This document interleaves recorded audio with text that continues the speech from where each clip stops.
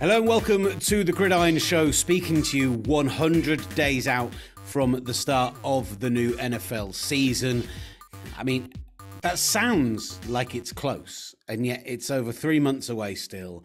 And every day I find myself having more and more conversations as we get close to the season about how, we're going to be covering it with work and what off-season stuff we're going to be doing, and hopefully traveling out to the Germany game. And I keep getting really excited and then remembering that it's absolutely miles away. But that's why we are here, to keep you entertained, to keep you ticking over, and keep the NFL content coming strong in your way. I'm Will Gavin, joined by Gridiron editor Ollie Connolly, who has been just absolutely working his backside off to get you some brilliant stuff coming up to preview the new season from a magazine perspective. Ollie, just give us a little tease of what's going to be coming over the coming weeks and months. I'm on fire at the moment, Will. I've been doing all these promotional rounds of podcasts to promote the Gridiron Annual, which will be coming out in just about a month for people. So we're in the final stretch of finishing off the annual there, which is basically a giant preseason guide, every team by team breakdown, and some cool features as well. So I'm going on these shows where, it's kind of that lollygagging time of the year, like you said, right? That we're 3 months out. It's the dead part of the offseason. I am fueled up with takes. I've been deep in all of these teams, in every play, grinding film like an absolute crazy person. I'm overflowing with takes. I had the same thing today where an editor emailed me, quite frankly, about it's 100 days out, as if it snuck up on him. Like, oh no, it's 100 days. And I had to reply because everyone's looking for content. That's the content of the day, 100 days. It sounds really good. It's like, if you just put that's like a third of a year, that sounds forever away, right? So let's all calm down. We're still a long way to go, but I've got all the takes. I can go team by team right now, just the shotgun intakes right at you. Right, so what we're going to do is I'm going to just turn my mic off, maybe my camera as well, and just leave you to it. Is that all right, mate? Yeah. See, the thing is, right, 100 days is almost how long the season is.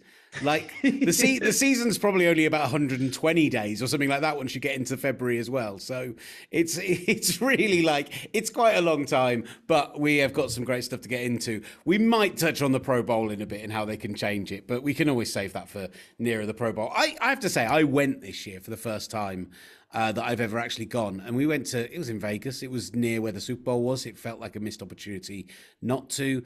And the game itself is dross. I think I watched maybe 3 snaps. But the week and the build-up and the interactions with the fans and the players are clearly having fun and their families get to go out. Like, I wouldn't want to see the Pro Bowl die entirely, but the game is a nonsense. So maybe we'll get into that. But what we want to talk about is some breakout candidates for the 2022 season. Quite often people tend to look at the second-year breakout candidates for this, the guys who are going to be getting their opportunity, maybe didn't impress in their rookie season, maybe it was an injury, maybe it was opportunity. But I think we can cast our net a little wider than this. We're going to bring a few each on this, but we'd love to hear your takes as well. At Gridiron on Twitter, at UK Gridiron on Instagram. Let us know some of the breakout candidates for your teams for 2022. Ollie, I'll hand the ball over to you first. Is there a name that's absolutely, you've been combing through these teams, team by team, is there a name who's screaming out to you, just think people are sleeping on that guy? This year is going to be sensational for them. I don't know if it's necessarily sleeping on. I think TJ Hawkinson in Detroit is in a really interesting spot.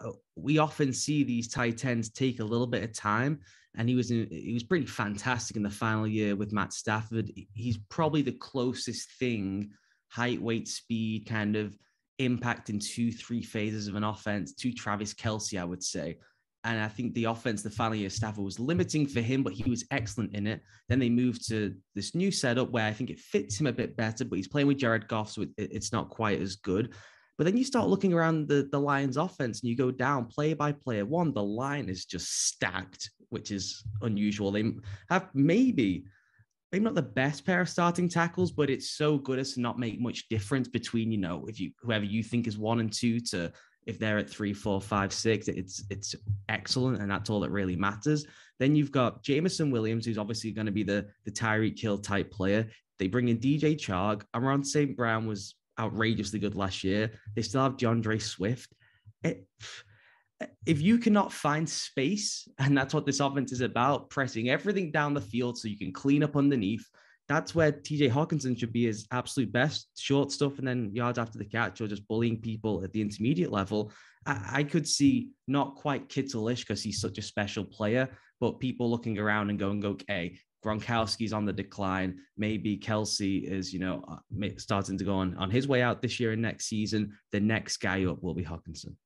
I think there is an argument that because Jared Goff plays the most important position in sports, that could limit you. But they have set him up to succeed in a way that almost nobody else is. You mentioned it, like how a team that picks that high in the draft has a line as good as theirs does. It's normally the place you immediately look to.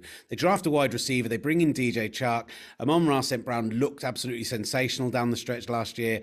I love this offense. And actually, Hawkinson, if he doesn't have to do too much of the blocking, if he can just be the guy that gets outside and lines up all across the formation, I think is a sensational shout. And again, for me, it kind of, I mentioned it before, it comes down to this idea of opportunity. I had a little look through like some of the suggestions for fantasy breakout candidates for this year, because obviously on those skill positions, there's quite an obvious line between those. And you have guys we think about like Rashad Bateman in Baltimore coming through in his second year, guys coming through who maybe like there was an obvious person in front of them who were taking those opportunities away, who has now disappeared.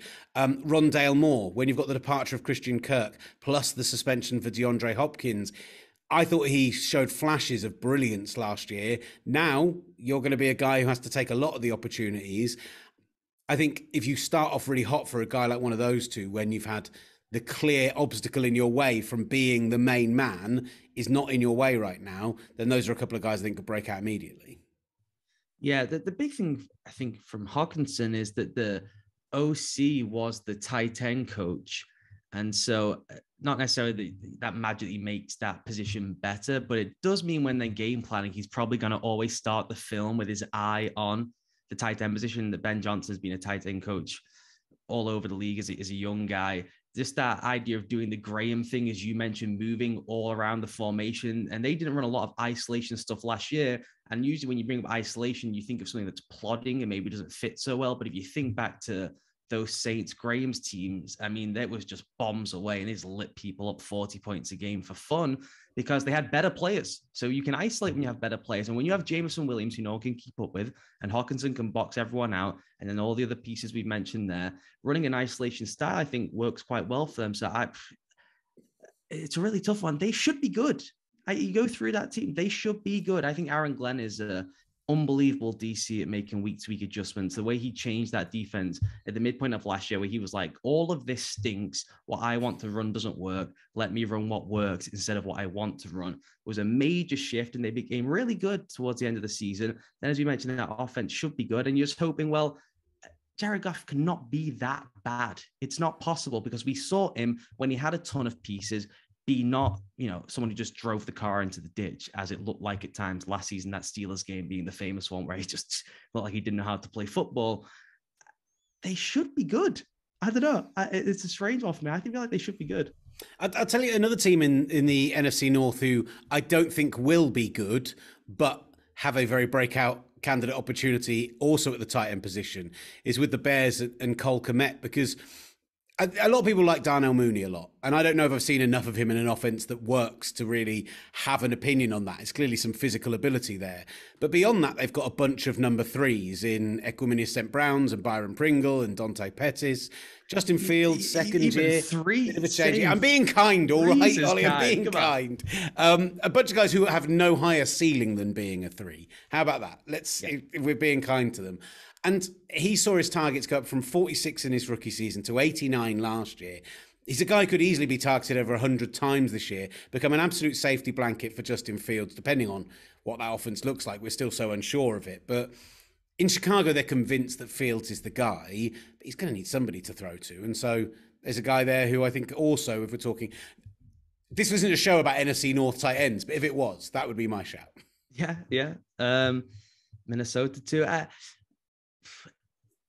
It's a tough one. You say they're in on Justin Fields. I mean, how many times do you have to bang on about the fact that unlike every other team with a young quarterback who is spending crazy amounts of money or throwing every draft pick in the world at trying to find a wide receiver to help out the young quarterback, they're the one who's changed the staff that drafted him, right? The front office moved, that the coaches moved on. And those offseason moves do not look to me like they have complete and utter faith that Justin Fields can be the real deal. If he is able to somehow squeeze something out of it. I mean, that offense is probably the worst in the league in terms of you just have nothing you're excited about except for the quarterback, which is just never a good way to go. And you see that with Trevor Lawrence last year, right? There is only so much you can do when it's that bad around you. So yeah, Kmet, I mean, yeah, as you said, safety blanket because he's running around for his life, and the big tall guy in the middle of the field is usually the one you try and look to when you're panicked. I agree with that. If you're playing fantasy football, that I would be all over that, because as you mentioned, it's probably going to be 100 targets. Because when you start getting into a gimmicky situation where you're like, all our players are basically bad, we have to manufacture offense, which is what Matt Nagy was famous for, even when he had good players. That's when you start throwing the tight end screens, right? That's when you bring out all the fun stuff, which at the NFL level probably is nonsense, but you have to call it because you got nothing else in your bag. So I could see that. Can we talk about second-year quarterbacks, maybe even third-year quarterbacks as well? Simon's not here, but we probably should mention Tua at some point. But let's talk the second-year guys first and foremost. I guess start with Trevor Lawrence.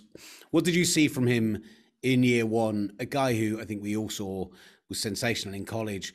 I watched the game when he came and played in London. Some of the throws that he made, that I just saw the arm talent. I saw that it was, that he was off kilter, that he was being forced out of the pocket and still making these fantastic plays. And I was like, there are probably only 5 or 6 guys in the league who can make those throws, but nothing around him is set up for it to work. And then I also like the fact that how he dealt with the whole Urban Meyer situation showed a maturity way beyond his years, I thought.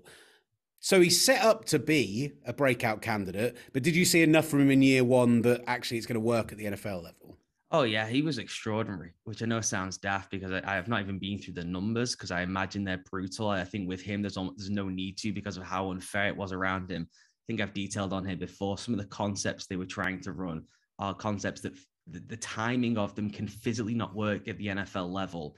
And yet that's what Urban Meyer and his staff installed. There are little things he does that just blow you away in terms of resetting his feet where you think there shouldn't be time in the NFL, but the great ones find a way to do it. Rodgers is great at this, right? Where he's so light on his feet and you think he's about to throw the ball, then he'll reset and roll his hip. And that snappiness, that extra beat, and particularly when you're playing in an offense with guys where there's just no juice in the perimeter, go back through some of there's a 4-week stretch where their intermediate middle of the field threat is Tavon Austin, who is 5'6", probably, and lies and says he's 5'8". And that's the guy you're trying to drop the ball over linebackers to Tavon Austin in the middle of the field. So it was just brutal last year. And he was amazing. I mean, I wrote a giant piece on him, maybe week 9, week 10, which I think holds up and people should maybe go and have a read of because it will really dig into some of the nuances of what he does, reading of leverage, the really, really in-depth stuff. He is as good as advertised. There is absolutely nothing about him that I would not be concerned about. And the only thing for me that gives me any pause is I don't love him necessarily in the Doug Peterson offense, because in Doug Peterson's offense, I like someone who wants to get rid of the ball really, really quickly in the rep, which is just that point guard spraying it around. And with Lawrence, I'm like, no, let him do more. He can do a lot more. You don't need Mac Jones. You want Mac Jones in that get the ball out quick offense.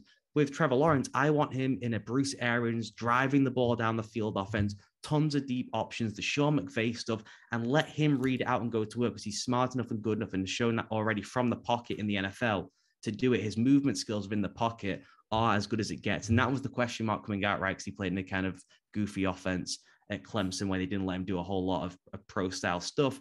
It was everything you could ever ask for at the NFL level. So to me, he is the one I had number 1 on my list. And I know it was the second-year guy. So as you said at the top, we are trying to cast a bit of a further net. But I expect with him in a competent offense to go from any lingering question marks to it being pretty clear that this guy, he might not be Joe Burrow, because I'm not sure anyone is. The guy might be the best in the NFL, right? But that we will comfortably say he's in that top 8 discussion for the next 6, 7, 8 years. Yeah, I agreed. And I'm glad that we are on the same page on that, because I just saw a guy in just the worst situation who was still managing to elevate himself above it. And yet, because he doesn't have the numbers, because he doesn't have the wins, because he doesn't, like, people just dismiss it out of hand. And actually, I think I want to say similar.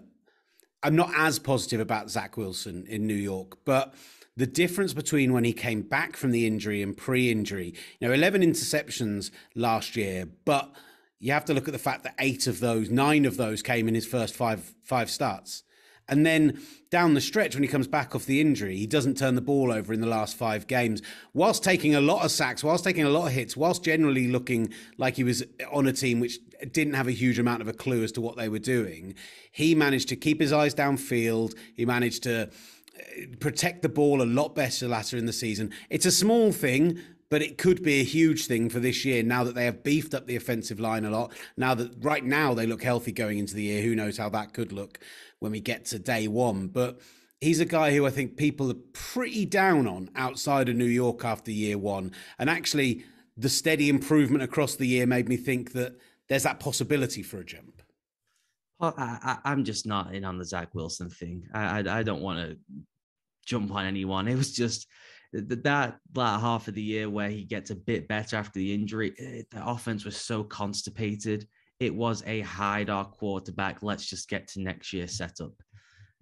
You go through the average number of air yards, which I understand sounds boring on a podcast, but it's just how far is the ball traveling in Is it boring in any other? Is it less boring in any other format? Is it just oh yeah, you should see me when I'm doing my stand-up set on average air yards. I murder. If you look at that, how far is he consistently throwing the ball down the field? The only players who have had worse averages than him in their rookie season is Josh Rosen, Brett Hundley, Deshaun Kaiser, Jared Goff, Blake Bortles, Blaine Gabbert, and Jimmy Clausen. The NFL figures out really quickly if you are terrible or not.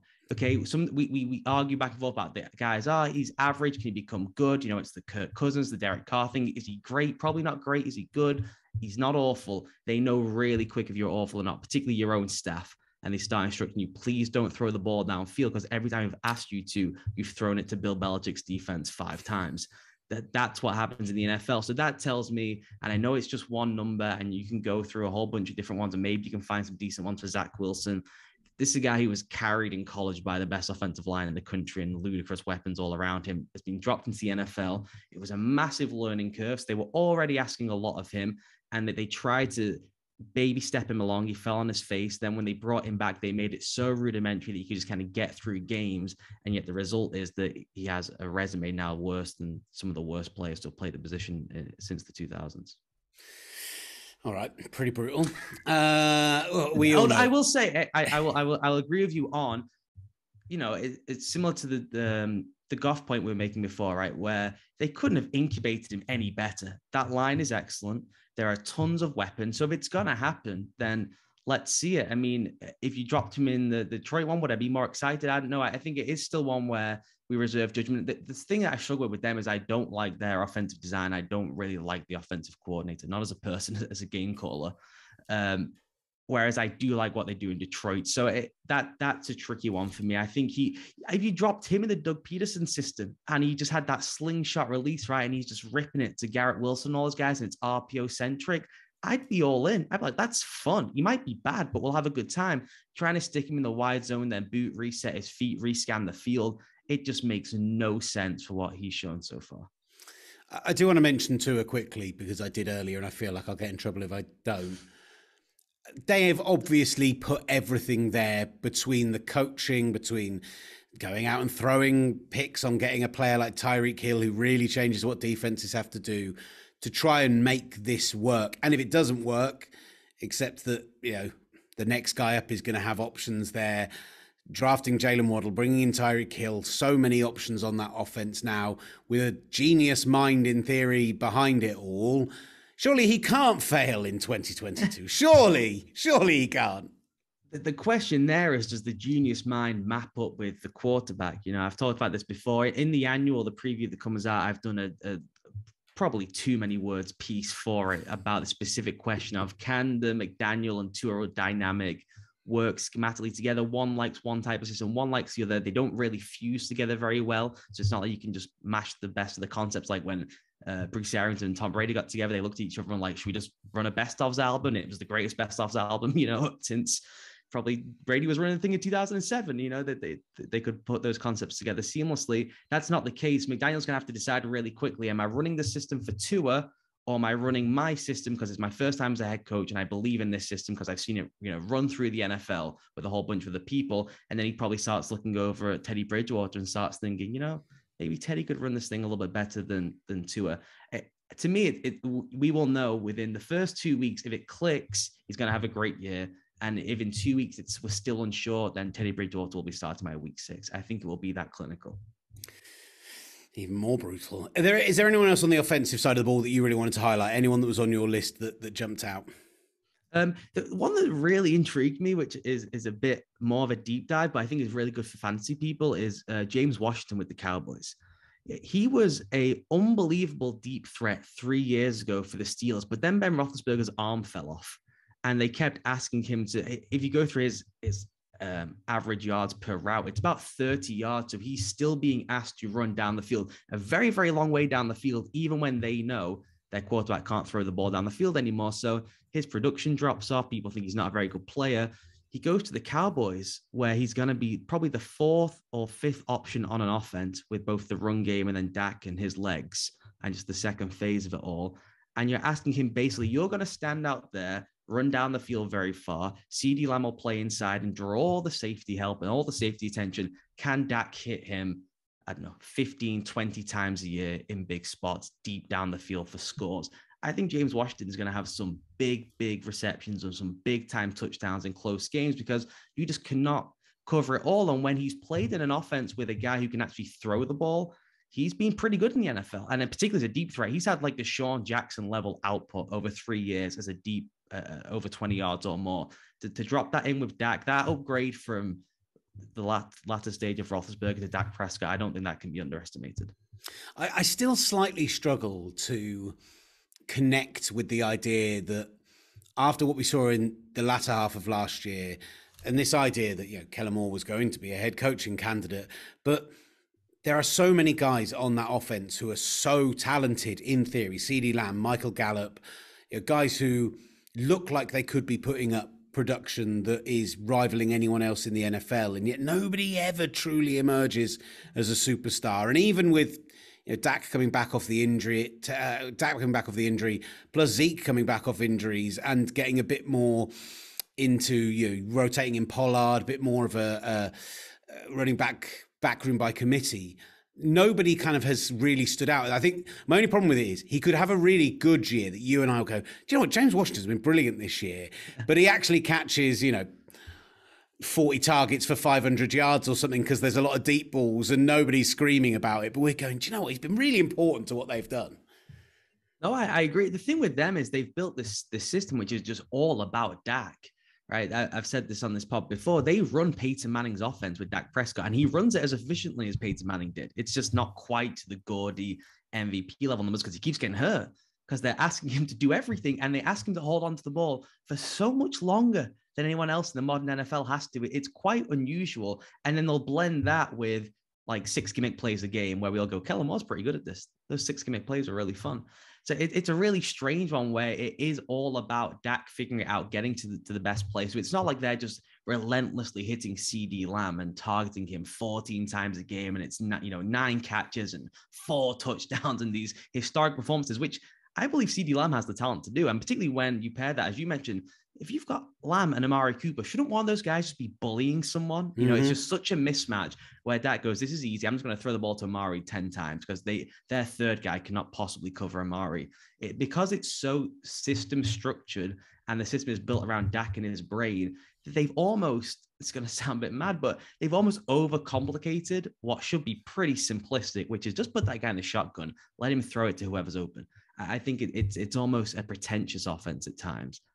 When it could be a lot easier. And I'm not saying they missed the window, but to not cash in on that whilst they also had Amari is a little bit silly.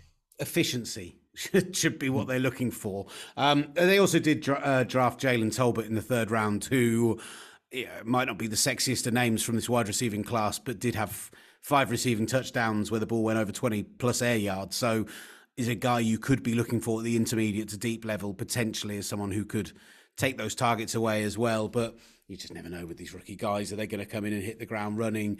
Is Michael Gallup going to be ready for week 1 while he comes back from that ACL tear? So many kind of question marks over that wide receiving core in general that maybe Washington is the guy that emerges. If there's no one else on the offense side of the ball, let's move to the other side. Let's talk a bit of defense. A name that you mentioned in the group earlier, and the Indianapolis Colts need more pass rush. They need more off the edge. They can't rely on just having one game-breaking player in the middle in DeForest Buckner making all the difference. So does Kwity Paye build on that potential and turn this year into a guy that delivers you, 12 plus sacks, 15 plus sacks? What becomes a breakout year for him? Yeah, the sack total, I think, less important than the pressure total. Just disrupting things for him is more important because the way they play, there's always mop-up guys. It's not like the Steelers where if you don't get home as the Steelers, like one-on-one, if Watt's not bringing the play down, Hayward's not bringing the play down, the structure of that defense means the guy can escape and, there's room to play with, basically. In the Colts defense, it's not that essential if you're not the finisher, as long as they just don't in any way pressure the pocket consistently. He had 39 total pressures last year, but 18 of them came in back-to-back weeks against the Jets and Jags. So he really juiced his totals for the most part. And elite pass rush production is about 80 to 85 pressures. That's when it's like really special. Now to get to that number's tough, but they really need someone, him or Ngakoue. And, I'm not a huge fan of Ngakoue. Someone's got to be in the 60s or 65s. You just can't win in the postseason unless you have one player producing in the 60s or 65s. And you probably need two to make up for the fact you don't have that 80 plus pressure guy, right? Who's the elite player.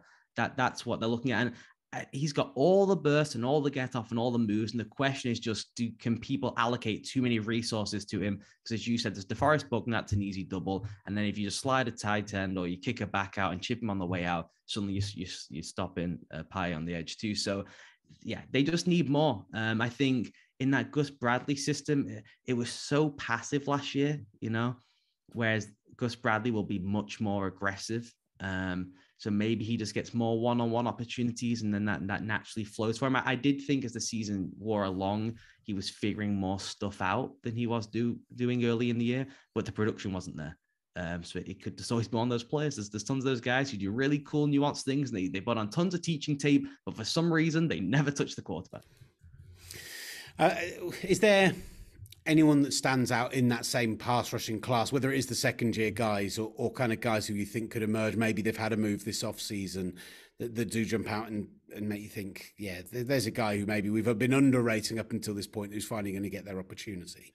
I think Gregory Russo for Buffalo is the one who's the second year guy because he had 36 total pressures last year, so less than Paye, but his all basically came outside of 1 week in the final 6 weeks of the year and in the playoffs. So he was really finding his mojo as the season went along. And then you drop Von Miller on the other side and they still have Ed Oliver. So if you're going to put Ed Oliver and Von Miller together, that's a wrap. And you may as well not block the other side of the field because otherwise those guys are getting home together. So it's not even one-on-one, right? It's one-on-one with him having a serious advantage because of how they're going to have to set their protections to try and figure out the Miller situation and having the quarterback naturally say, let me put the launch point just a little bit over to this right-hand side because Von's over there and he's very scary. So I'm just going to shuffle this way a little bit and it's going to be right more in Russo's path. So he's the guy who I think just the force multiplying effect of dropping a Hall of Famer on your defense, who did break 80 pressures last year, Von Miller, that elite mark, even while missing time and being traded. It didn't matter to him. He still broke the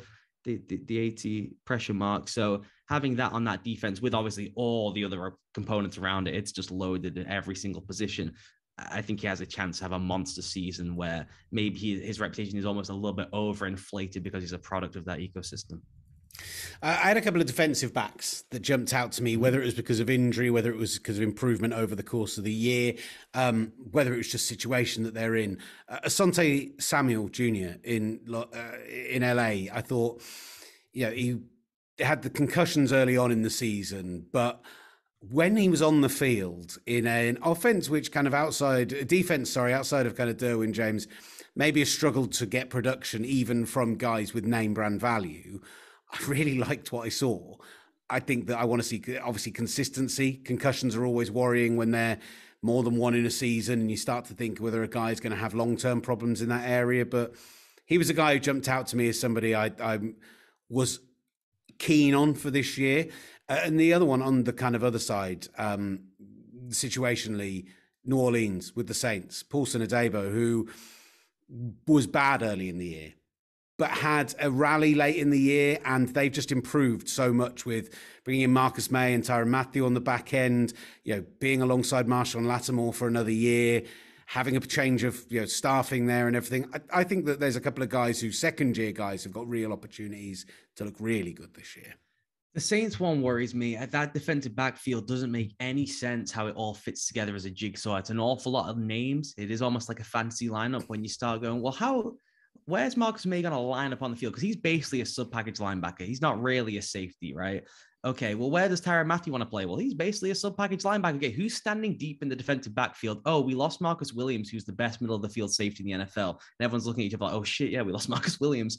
Who's lining up where? And that means they're going to have to play someone who is not as good as those players just because they cannot play in that specific role. Even if they're trying to play a bunch of split field coverage like the entire league does, Marcus May cannot play in that role in the NFL anymore. That's just not who he is. He's basically a weak side linebacker in a tiny little body. I don't know how they make that fit. I also don't know how they make fit the fact that Dennis Allen is a guy who lines up. This is what we're running. We're going to change week to week. We're playing 2-man this week against Tom Brady. Everyone knows their assignments. We just rep it all week and off we go. With Tyrann Mathieu, whose entire, excellence and genius is he rolls all over the place, and you can get really creative of where you start him to where you finish him, basically in terms of his defensive landmark. Again, threading that needle, that's a tough one. I don't know how they're going to make all that fit outside of just having Marcus Lattimore elevating back into being one of the 5 best corners in the game. And he was pretty good last year after a down year the year before. So I'm not sure about that one. The Asante Samuel Jr. one, I'm very encouraged by and excited by. I think them bringing JC Jackson is a game changer for him because they ran a ton of zone last year, which I don't think Brandon Staley really wants to do long term. And I think Asante Samuel Jr. is much better as just a straight up press man. Let me get on with who's in front of me and I'll figure the rest out later. Don't have me hitting depth and reading things and having to do pattern reading and all the really difficult stuff that is defensive backfield stuff. I think they prefer saying, everyone jam at the line of scrimmage, do, and we'll figure the rest out. Don't worry about it. Do and Nasir Adderley, unbelievable safety combination. They can pick everything else up. You guys just body up who's in front of you and chase them all over the field. And bringing JC Jackson is what will allow them to do that because you can't do it without a great one. I'm not sure Asante Samuel Jr. will necessarily be a great one, but as a 2, that's pretty tasty next to JC Jackson. I always kind of question what counts as a breakout star, because for us, for people I think who pay real in-depth attention to the NFL, like the kind of people that be listening to this podcast, they will have seen somebody who had good production but went under the radar, or will have flashed later in the season and offer those opportunities. You almost need to see the big production numbers change for people to be happy with it. But then you've got guys like someone like JC Horn who came out and people were very excited about and then gets injured, misses 3 games. Is that even a breakout candidate at that point? Or essentially are we redoing a rookie season here? Yeah. It's the same with like Creed Humphrey. Creed Humphrey might be the best center in the entire NFL as a rookie. Does he get on a Wheaties box or however we define? Does he have a TikTok account? I don't know how we define stardom anymore, Will. I'm too old. What constitutes being a breakout star into the national conversation? Is he like a good example is Quinton Nelson, right? Is just considered the best guard, whether anyone watches him play or not. He is so good now that it is just understood in the national discourse that he's the best, right? Oh, there was a point where the Cowboys line, which would have been much vaunted for 3 seasons, had a bad run, and everyone's like, yeah, but they've got the best line in football. It's like, no, they don't. Have you watched them actually play? Yeah. And then everyone kind of caught up a little bit later. Even now, people will cite it. It's like none of those guys are playing anymore. There's only one left standing. Half of them have retired. Like, honestly, they've retired or moved. That's the situation there. So like JC Horn, I get excited for the idea of what he could do. I kind of had a little scan through some of the kind of lists that people were propagating early on, and a name that popped up quite a bit. For example, another one. This is a good one to me. Is if you play an unsexy position, how good do you have to be to get a breakout year? Because you could argue that Nick Bolton with Kansas City logged 112 tackles in his first year, made a huge number of plays, genuine kind of Pro Bowl, even all pro level ability, great sideline to sideline. There was so much to like about him, and yet because he plays that position. Well, I had him on my list. He was terrible at the start of the year. And the reason I don't think people recognize how good he was in the second half of the season is because the Chiefs defense was so bad, so they all get lumped in, right? They're all terrible. And then the real difference-making point was that Chris Jones moved from outside to inside. They signed Melvin Ingram. So the national conversation was those 2 things and not what happened at the second level. And his production actually goes down because he's playing better. I know that sounds strange, but he had so many tackles because that they were getting mauled off the ball. Someone has to stop someone. So the average, contact he's having as a linebacker is at 8 yards typically. And he's doing that all the time because their run defense is so bad. Now, as the run defense got better, Nick Bolton played better, but he's not touching the ball anymore, right? Because the running back is bouncing and trying to kick out the back gate and everyone's jumping all over him. So he was amazing. That whole linebacking level towards the postseason were unbelievable, but they were just tarnished with those first 8 weeks where they were so bad that it was like, okay, they're just bad now forever. And that'll be the way they're considered now until they go and win a Super Bowl, basically, based on the defense. And people just think that the Chiefs' defense is bad. They were dominant for the second half of the year. They were one of the 3 best defenses in the NFL for the second half of the season. So Nick Bolton and, JOK got all the plaudits, right, for being kind of this hybrid play who can play some safety, can play in coverage. Nick Bolton's the exact same way, 6 foot, springy as you like. And he really comes down to the club of the run, whereas JOK plays more on the perimeter when he's defending the run. So that is a great shout. And he's someone who will need a major moment in a national game, which he will have the opportunity to do because they're going to play in so many national games. But him making a game-breaking play in the divisional round is when he goes from being considered bad because he's lumped into the linebacking core of the Chiefs to being, oh, Nick Bolton, I've seen him make plays on third down in the AFC title game. He must now be good. Yeah, it's going to be a division that's on TV a lot. So come on, Nick. Step up. Look, we've only got a few minutes left. Any final ones that I've missed that were on your list?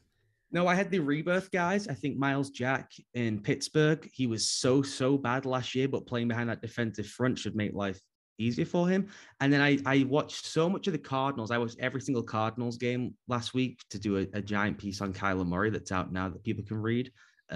I was stunned how good AJ Green was down the stretch. I thought the perception of him, and this could be colored for me by who my little ecosystem and my little bubble that you go into on social media and whatnot.